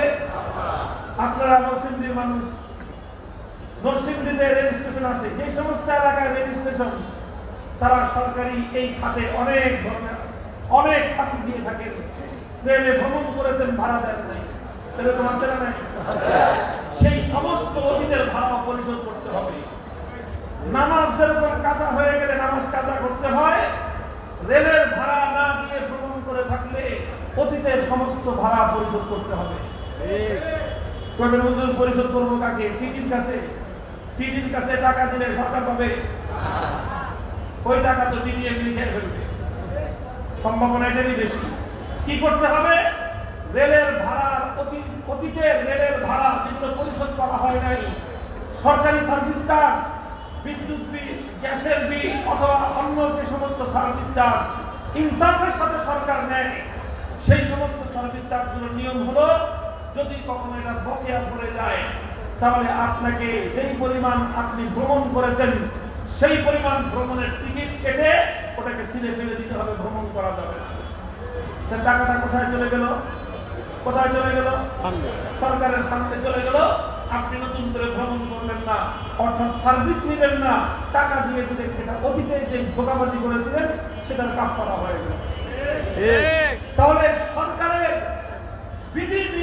বিধি এবং নিয়মানুবর্তিতার সাথে যেই সকল ট্যাক্স গুলো আছে সেই সকল ট্যাক্স গুলোতে ফাঁকি দেওয়া যাবে না। কোন ট্যাক্স যদি জুলুমের হয়, বেইনসাফির হয়, সেটার ব্যাপারে ওলামায়ে কেরামের ফতোয়া আছে, মুফতি সাহেবদের সাথে আলোচনা করে সেখানে আমল করবেন। সরকারের, রাষ্ট্র এবং মুসলিম শাসকের প্রথম আন্তরিকতা হবে আনুগত্য করতে হবে। তারা যদি নির্দেশ দেয় সেই নির্দেশ ফলো করতে হবে। তারা বলেছে সামাজিক যোগাযোগ দূরত্ব রক্ষা করে চলা, সামাজিক যখন দূরত্ব রক্ষা করে চলতে বলবে সেটা রক্ষা করার চেষ্টা করা, এটা হলো শাসকের আনুগত্য করা, এটা করতে হবে। আর এই আনুগত্য করতে হবে, আনুগত্যের একটা সীমারেখা আছে। আনুগত্যের কি আছে? সীমারেখা আছে। সেই সীমারেখাটা কি? যতক্ষণ পর্যন্ত কোরআনের নির্দেশনার ভিতরে থাকবে, হাদিসের হুকুমের ভিতরে থাকবে, আল্লাহ এবং তার রাসূলের আনুগত্যের ভিতরে থাকবে, ততক্ষণ পর্যন্ত শাসকের আনুগত্য চলবে। আল্লাহ না করুন, আল্লাহ না করুন, আল্লাহ না করুন, কখনো যদি কোন অঞ্চলের কোন মুসলিম শাসক মুসলিম জাতিকে এমন কোন নির্দেশ দেয় সেই নির্দেশ পালন করতে গেলে আল্লাহর হুকুম লঙ্ঘন করতে হয়, ইমানদারের কর্তব্য হলো আল্লাহর আনুগত্য করে শাসকের বিদ্রোহ করা।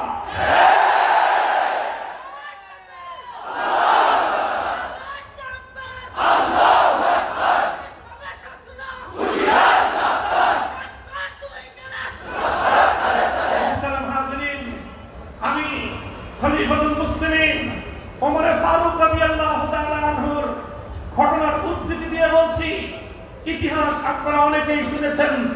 হযরত ওমর উপস্থিত মুসলিম জনতাকে জিজ্ঞাসা করলেন, হে মুসলিম জনতা, কেমন হবে আমার সঙ্গে তোমাদের আচরণ? সাহাবায়ে কেরামের পক্ষ থেকে বলা হলো, বিশেষ করে হযরত বশীর ইবনে সাদ রাদিয়াল্লাহু আনহু নামক একজন সাহাবী, হযরত মুহাম্মদ ইবনে মাসলামা নামক আরেকজন সাহাবী, দুইজন সাহাবীর ঘটনার উদ্ধৃতি হাদিসের কিতাবের মধ্যে বিশুদ্ধ বর্ণনার মাধ্যমে প্রমাণিত। তারা বললেন, হে খলিফা, আমরা আপনার আনুগত্য করব যতক্ষণ দেখব আপনি সঠিক পথে আছেন, আপনার কথা মানব।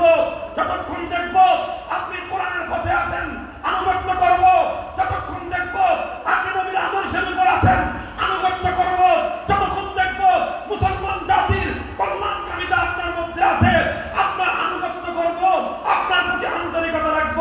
আল্লাহ না করুন যদি কখনো দেখি আপনি কোরআন সুন্নাহর পথ থেকে ভিন্ন পথে ডাইভার্ট হতে চলেছেন, আপনি কোরআনের পথ ছেড়ে অন্য পথের দিকে পরিচালিত হতে শুরু করেছেন, তরবারি তারা সোজা করে দিব।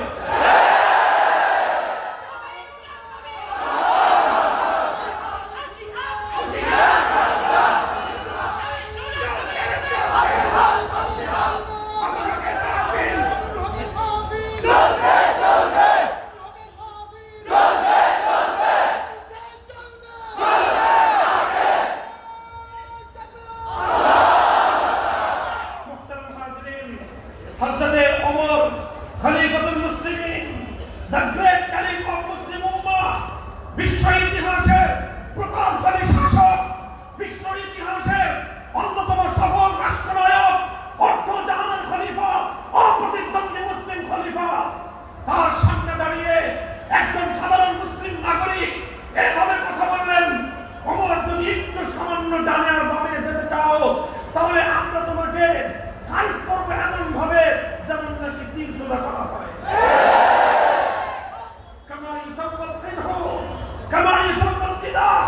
তীর যেভাবে সোজা করা হয় ওমর, আমরা তোমাকে ওইভাবে সোজা করে ছেড়ে দিব। যে উম্মত ওমরের মতো মানুষকে কথা বলতে পারে, ডানে বামে চলতে চাইবা, বিভ্রান্তির পথে চলতে চাইবা, উম্মতে মুসলিমা জিন্দা থাকতে তাদের শাসক বিপদগামী হবে, তারা এটা মেনে নেবে না।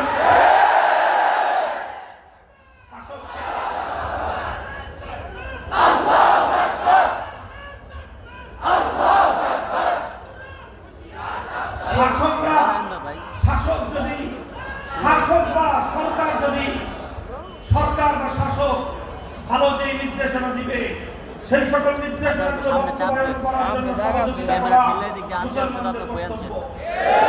বিশেষ করে আলেম সমাজের দায়িত্ব। সরকারের প্রতিটা কাজে সরকারকে সহযোগিতা করা ইমাম সাহেবদের কর্তব্য। আর সরকার যখন কোরআন সুন্নাহ বিরোধী কোন পথে চলতে চায় তখন সেই সরকারকে আবার সোজা পথে নিয়ে আসা, এটা উলামায়ে কেরামের সবচেয়ে বড় জিম্মাদারি।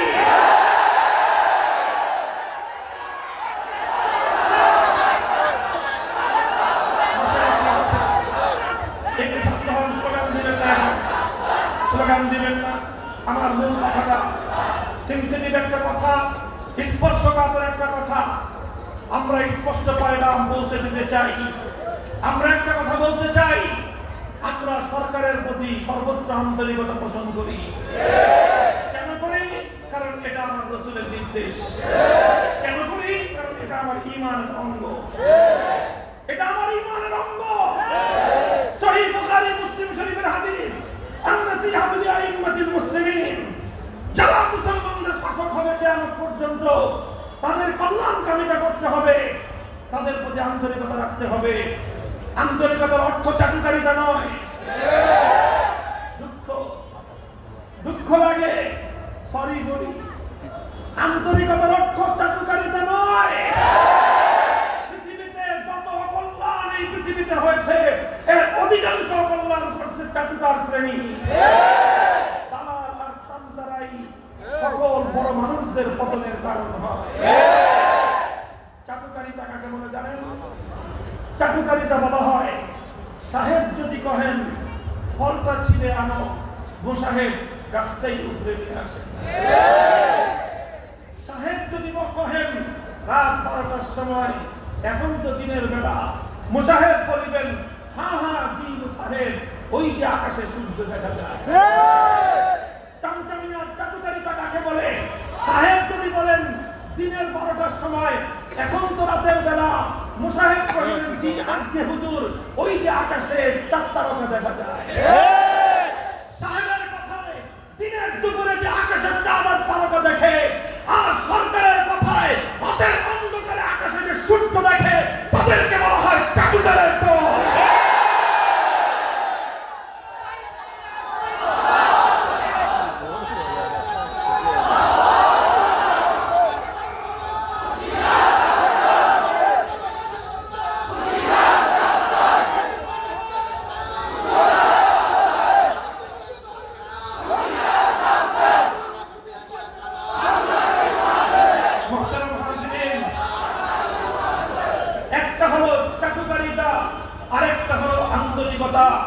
চাটুকারিতা হলো মুনাফিকি, আন্তরিকতা হলো ঈমানদারি। চাটুকারিতা হলো মুনাফিকি, আন্তরিকতা হলো ঈমানদারি। আমরা কালেমা পড়েছি মুনাফিকি করবার জন্য নয়, ঈমানদারি করবার জন্য।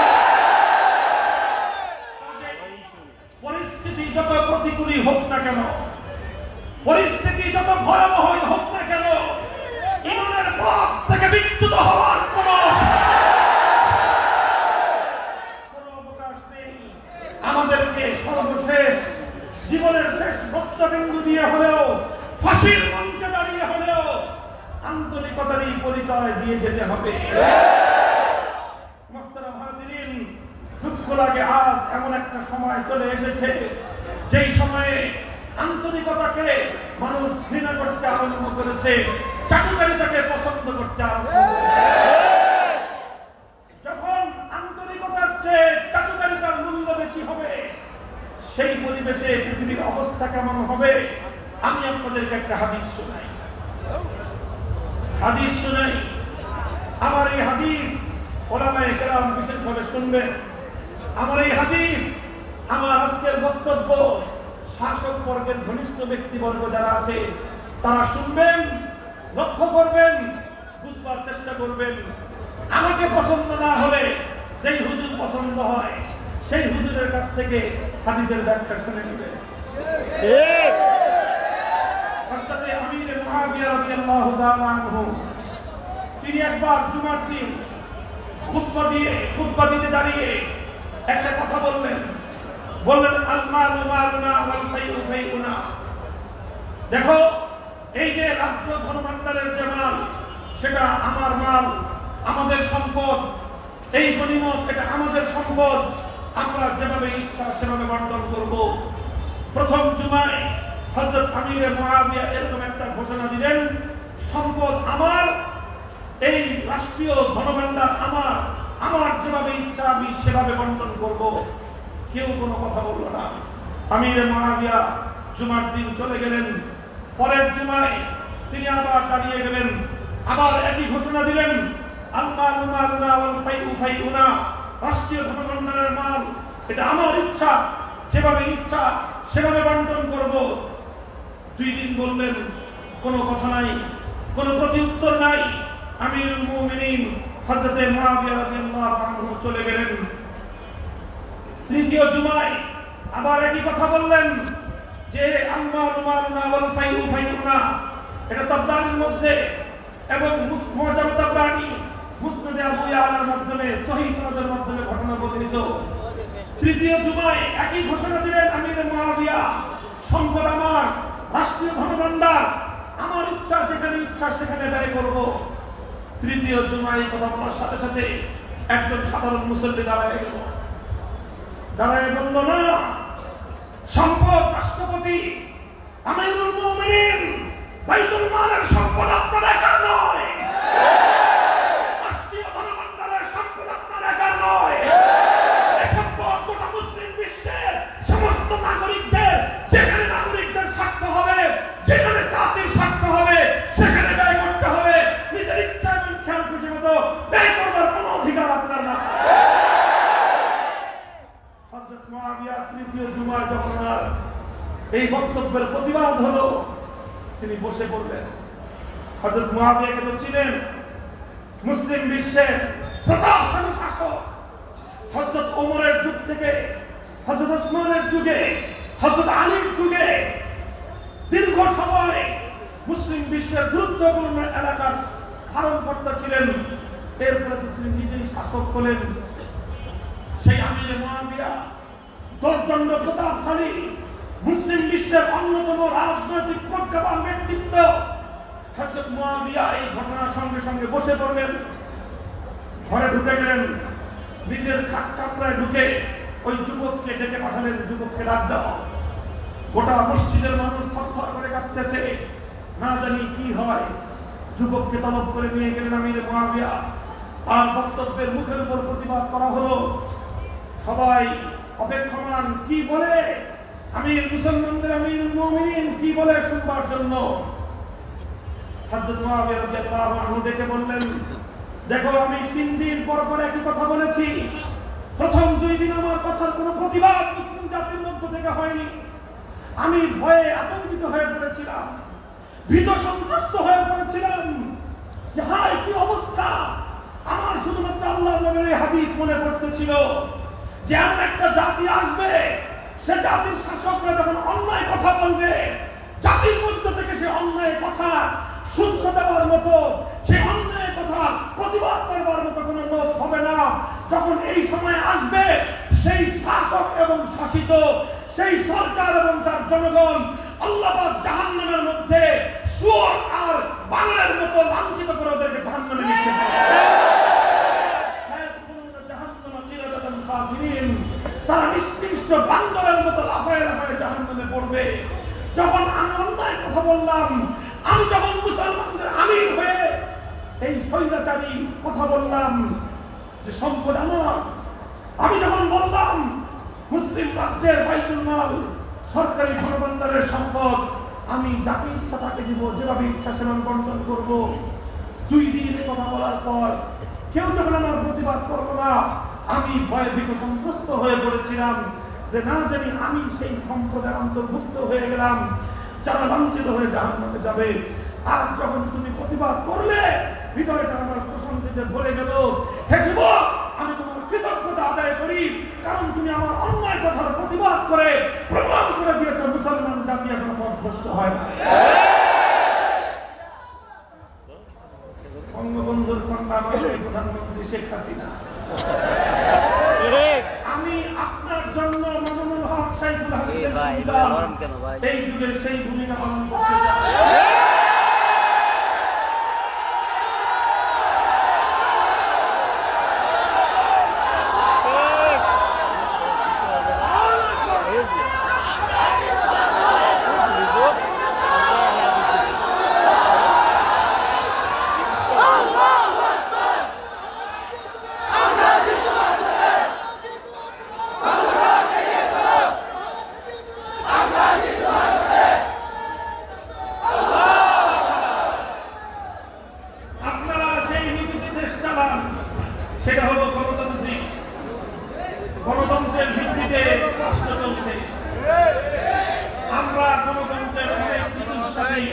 নই। আমরা পরিপূর্ণভাবে আমাদের নিঃস্বার্থ আত্মসমর্পণ আল্লাহ এবং ইসলামের প্রতি, আমাদের পূর্ণাঙ্গ স্যাটিসফ্যাকশন একমাত্র ইসলামের প্রতি। আমরা বিশ্বাস করি ইসলাম ছাড়া বিশ্ব মানবতার মুক্তির ভিন্ন কোনো পথ নাই। গণতন্ত্র বলেন, সমাজতন্ত্র বলেন, তন্ত্রমন্ত্র দিয়ে বিশ্ব মানবতার মুক্তি সম্ভব। ইসলামই বিশ্ব মানব জাতির মুক্তির একমাত্র মূল মন্ত্র। যেহেতু গণতন্ত্র আমাদের উপর চাপায় দিচ্ছেন, বাধ্য হয়ে কিছু যেমন যেই হয় সেজন্য মানি। তবে গণতন্ত্রের মধ্যে অনেক কিছুই আছে কুফরি কথা, কিছু আবার ভালো কথাও আছে। গণতন্ত্রের একটা ভালো কথা, সেটা হলো জনগণের মতামত দেওয়ার স্বাধীন অধিকার আছে। আপনাদের এটা সাংবিধানিক অধিকার, গণতান্ত্রিক অধিকার, নাগরিক অধিকার। সেই অধিকারের জায়গা থেকে ঈমানের দায়িত্ব আদায় করবার জন্য বলছি, ভাস্কর্য মূর্তি নির্মাণ করাটা এটা আত্মঘাতী সিদ্ধান্ত। বিশেষ করে মরহুম বঙ্গবন্ধু শেখ মুজিবুর রহমান, বাংলাদেশের স্বাধীনতার মহানায়ক, এমন একজন মুসলিম নিহত, একজন মৃত ব্যক্তি, আমাদের ধারণা অনুযায়ী যিনি ঈমানের উপর মৃত্যুবরণ করেছেন। সেজন্য আমরা ওনার রূহের মাগফিরাত কামনা করি। আল্লাহ পাক ওনাকে জীবনের ভুল ত্রুটি মাফ করে জান্নাত নসিব করুন। আমিন। এইরকম একজন ঈমানদার ব্যক্তির মৃত্যুর পরে যদি তার উত্তরাধিকারীরা, তার আপনজনেরা তার কোনো ভাস্কর্য অথবা তার কোনো মূর্তি নির্মাণ করে, স্পষ্ট সহিহ বুখারী শরীফের হাদিস বলছে, ইন্নাল মাইয়িতা লা ইয়াযাবু বিবুকাইল হাইয়্যি আলাইহি। জীবিত ব্যক্তিদের, আপনজনদের শরীয়ত বর্হিত কার্যকলাপের কারণে মৃত ব্যক্তিকে আল্লাহর সামনে লজ্জা পেতে হয়, লজ্জিত হতে হয়, ক্ষেত্র বিশেষে শাস্তি এবং সাজা ভোগ করতে হয়। আমরা সেই জায়গা থেকে একজন মুসলিম হিসেবে, মুসলিম আল মুসলিম আখুল মুসলিম, আল মুমিন আখুল মুমিন হিসেবে আমরা বঙ্গবন্ধুর রূহের মাগফিরাত কামনা করি। আমরা চাই না আপনাদের কোনো কর্মের কারণে কবরের মধ্যে তার আযাব হোক। আমরা চাই না তিনি আল্লাহর কবরে লাঞ্ছিত এবং লজ্জিত হয়ে যান। এজন্য আমরা উপদেশের সুরে, নসিহার সুরে বলছি, বলবো, বলতেই থাকবো। আমাদের দায়িত্ব বলা, আমাদের দায়িত্ব আপনাদের কর্মগ্রহের মেসেজগুলো পৌঁছে দেওয়া। আমরা দায়িত্ব পালন করছি, আমরা বক্তব্যগুলো বলে দিচ্ছি। মেহেরবানি করে অন্তত নিজেদের হাতে এই আত্মঘাতী কোনো কাজ করবেন না। মাননীয় প্রধানমন্ত্রী, আজ আপনি যদি আপনার বাবার মূর্তি বানান, ভাস্কর্যের নামে বানানোর জায়গা না। বাংলা ভাষা আমরা পড়াশোনা করেছি। বাংলাদেশে বাংলা ভাষার যে কোনো ডিকশনারি খুলেন, সেই ডিকশনারির মাধ্যমে প্রমাণ করেন ভাস্কর্য আর মূর্তি দুটি। সারেন্ডার করবো আপনাদের সামনে। ভাষার চর্চা আপনারা করেন না বলে আজকে ভাস্কর্য এবং মূর্তিকে ভিন্ন ভিন্ন অর্থে সাব্যস্ত করতে পারেন। আপনারা যেটা বলতে চাচ্ছেন আমি সেটা শিখিয়ে দিই। ভাস্কর্য আর মূর্তি এক ও অভিন্ন, তবে ভাস্কর্য আর প্রতিমা দুই জিনিস। যেটা বলতে চান সেটা শিখাই দিই, এইভাবে বলবেন আগামী দিন থেকে। ভাস্কর্য আর প্রতিমা দুই জিনিস। আমরা এ কথা বলছি না যে বঙ্গবন্ধুর প্রতিমা তৈরি করা হচ্ছে, আমরা বলছি বঙ্গবন্ধুর মূর্তি তৈরি করা হচ্ছে। মূর্তি আর ভাস্কর্য লাউ আর কদু, যেই লাউ সেই কদু। ওটা শাইখুল ইসলাম রাহমাতুল্লাহি আলাইহি ওনার হায়াতে বলেছিলেন, গ্রামের দিন শহরে গিয়ে বলে মামলের হয়। গ্রামগঞ্জের মূর্তি এবং ঢাকা শহরে গিয়ে ভাস্কর্য একই জিনিস। গ্রামে কদু পেতাম, এখন ঢাকায় গিয়ে লাউ বলি। যেই লাউ যেই দিন সেই আন্নে, সেই মূর্তি সেই ভাস্কর্য। যেটা বলতে পারেন সেটা হলো এটা প্রতিমা নয়। প্রতিমা আমরাও বলি না, বঙ্গবন্ধু আজ মূর্তি তৈরি করছেন, আপনার মৃত্যুর পরে আপনার অনুসারীরা আপনার মূর্তি তৈরি করবে। নিশ্চিত বুখারীর হাদিস যদি বিশ্বাস করো, তুমি ইমানদারের কথা বিশ্বাস করতে হবে তোমাকে। সে যদি প্রধানমন্ত্রী বঙ্গবন্ধুর ভাস্কর্য বানান, মৃত্যুর পরে ওনার অনুসরণে ওনার যতগুলো মূর্তি তৈরি হবে, প্রতিটি মূর্তির জন্য প্রধানমন্ত্রীকে আযাব ভোগ করতে হবে। আমরা আমাদের কথা বলে দিলাম, আমরা সরকারের সাথে, রাষ্ট্রের সাথে যুদ্ধে নামবো না, যুদ্ধে নামবো না।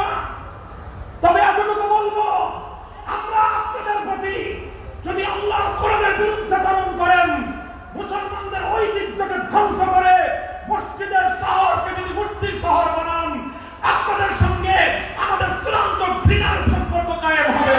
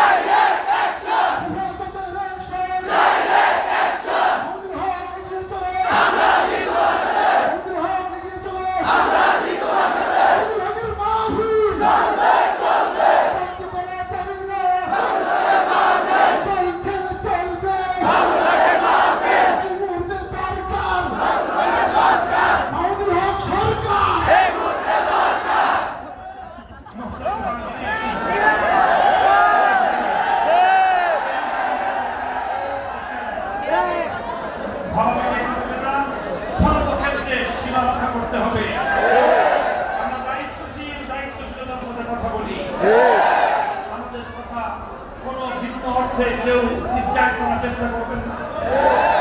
পরিষ্কার কথা, এটা এই কথা বলা, রাষ্ট্রের কল্যাণ কামিতা করা, সরকারের কল্যাণ কামিতা করা, জনগণের কল্যাণ কামিতা করা, এটা ঈমানের অঙ্গ। আমাদের কাজ হলো সতর্ক বাণী পৌঁছে দেয়া, ওমা আলাইনা ইল্লাল বালাগ, সতর্ক বাণী আমরা পৌঁছে দিলাম। এরপরে যদি আপনারা কোনো আমাদের এই সতর্ক বার্তা যদি ভালো না লাগে, আন্তরিকতার চেয়ে চাটুকারিতাই যদি আপনাদের কাছে পছন্দ হয়, নাস্তিক, মুরতাদ, মূর্তিপ্রেমী, সেই ইসলাম বিদ্বেষী বামপন্থী গোষ্ঠী, যাদের কাছে একত্ববাদের চেয়ে তাওহীদের চেয়ে মূর্তির প্রেম অগ্রাধিকার পায়, তারা যদি আপনাদের কাছে আমাদের চেয়ে বেশি ভালোবাসার পাত্র হয়ে যায়, সেটা দুঃখজনক এবং আমাদের কপাল বলতে হবে। গুটি কয়েক চামচা, গুটি কয়েক বামপন্থী, গুটি কয়েক মূর্তিপ্রেমী, গুটি কয়েক হিন্দুয়ানি সংস্কৃতিতে বিশ্বাসী, মুখে ইসলাম বললেও ইসলামের চেয়ে মূর্তির প্রেম তাদের হৃদয়ে তাদের বেশি, আলেম সমাজের কথার চেয়ে বেশি গুরুত্বপূর্ণ হয়, বেশি মূল্যবান হয়ে যায়, তাহলে আগামী দিনে আমরা আমাদের পথ জনগণের কাছে স্পষ্ট করে দেব। আল্লাহ পাক রব্বুল আলামিন আমাদেরকে বুঝবার তৌফিক দান করেন। কথা বলছিলাম, দ্বীন হলো আন্তরিকতার নাম। এক নম্বর আন্তরিকতা কার জন্য? দুই নম্বর আন্তরিকতা আল্লাহর কিতাবের জন্য, তিন নম্বর আন্তরিকতা আল্লাহর রাসূলের জন্য, চার নম্বর আন্তরিকতা হলো মুসলিম শাসকবর্গের জন্য, পাঁচ নম্বর আন্তরিকতা হলো সাধারণ মানুষের জন্য।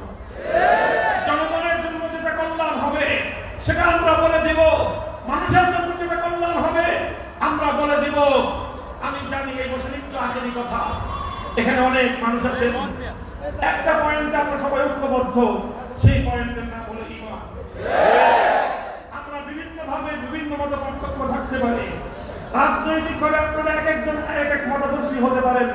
কেউ আওয়ামী লীগের লোক আছেন এখানে অনেক, বিএনপির লোক আছেন অনেক, বিভিন্ন রাজনৈতিক মত পার্থক্য থাকতে পারে, কিন্তু ঈমান এবং ইসলামের প্রশ্নে আমরা এক।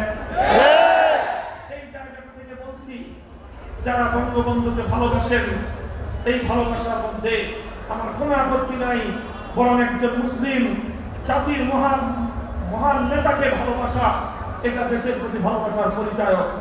ঠিক ঠিক তদ্রুপ যারা বিএনপি করেন, মরহুম প্রেসিডেন্ট শেখ জিয়াউর রহমানকে আপনারা ভালোবাসেন, দেশের অগ্রগতি উন্নতি নেতা অনেক অবদান আছে, ভালোবাসেন, কোন আপত্তির কিছু নাই।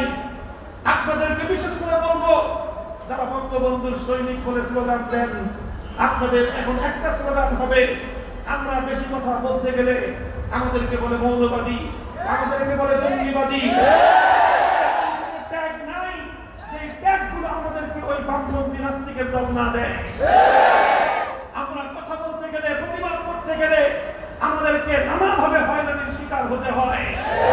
এজন্য আওয়ামী লীগের সকল ইমানদার কর্মীদের প্রতি আমি নসিহত করতেছি, ওসিয়ত করতেছি, কিয়ামতের দিন আপনারা আমাদেরকে ধরতে পারবেন না। আমরা আপনাদেরকে আল্লাহর আদালতে দাঁড়িয়ে বলে দেব, সমস্ত আওয়ামী লীগের কর্মীদেরকে বলেছিলাম, যদি বঙ্গবন্ধুকে ভালোবেসে থাকেন, আপনাদের দলকে, আপনাদের সরকারকে বঙ্গবন্ধুর মূর্তি নির্মাণ করবার আত্মঘাতী সিদ্ধান্ত থেকে আপনারাই বারণ করেন। আল্লাহ পাক রব্বুল আলামিন আমাদের দেশকে, আমাদের জাতিকে, আমাদের সরকারকে সব ভুলভ্রান্তি থেকে, বিপদগামিতা থেকে আল্লাহ পাক হেফাজত করেন। ওলামায়ে কেরামকে নির্ভীকভাবে আন্তরিকতার সাথে দেশ, জাতি, রাষ্ট্র, সরকার, জনগণ সকলের সেবায় আন্তরিকতাপূর্ণ, নিষ্ঠাপূর্ণ, সাহসিকতাপূর্ণ ভূমিকা পালন করার তৌফিক দান করুন। চাটুকারিতার পথ পরিহার করার তৌফিক দিন। আলহামদুলিল্লাহি রাব্বিল আলামিন। আসসালামু আলাইকুম ওয়া রাহমাতুল্লাহ। সুবহানাল্লাহি ওয়া বিহামদিহি, সুবহানাল্লাহিল আযীম।